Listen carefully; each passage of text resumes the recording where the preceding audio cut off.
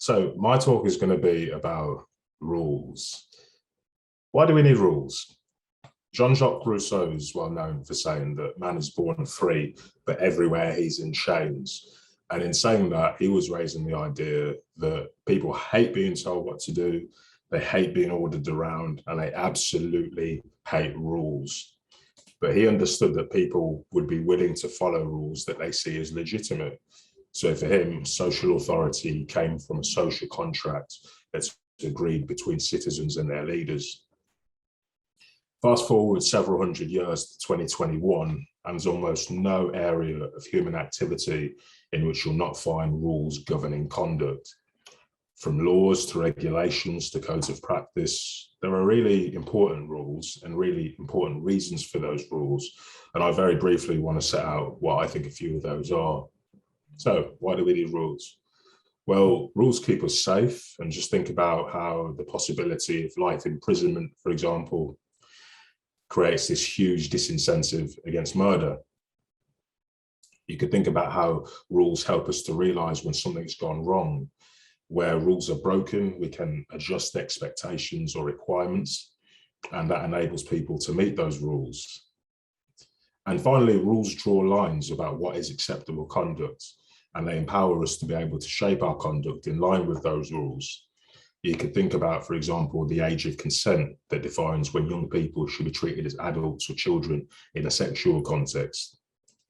So that's a bit about why rules are important. And I just want to look at some of the institutions and the structures that dictate how those rules are enforced in the UK. I think the obvious thing to talk about, from my perspective, are the courts, which are the ultra-formal systems that deal with conduct that is either of a serious criminal nature or a serious civil nature. And the place that the courts fit within our current discussion is that typically you'd say that the role of elected politicians is to conduct their political program and their manifesto, etc. You'd say the role of the rest of parliamentarians in the House of Commons and Lords is to make law. Well, the judges are the third part of that trifecta. They are interpreting the rules, the law, and seeing how it applies in individual cases. And they determine disputes between parties of all sorts, be they individuals, companies, public bodies, and sometimes that public body is the government. But courts are not the be-all and end-all of rules and their enforcement. You have ombudspersons, ombudsmen and women, specialist independent complaints handlers who have been appointed to deal with specific problems, such as the Housing Ombudsman Service or the Local Authority and Social Care Ombudsman Service. There are also watchdogs, who are non-departmental bodies that are set up to specifically provide oversight in a given area. You have high-profile watchdogs in the news space, such as the Independent Press Organisation and Impress. I'm particularly engaged with the work of the Information Commissioner's Office, which is a watchdog that's been set up to protect our rights around data protection. And Elizabeth Denham, the Information Commissioner, was particularly active around Cambridge Analytica and Facebook, again, operating on one of the important areas in our democracy. So those are a few institutional structures for the enforcement of rules. And I'd just like to think about a particular philosophy for how rules should be first created, disputed, changed, and enforced. And that is the rule of law. So hopefully he finds his props.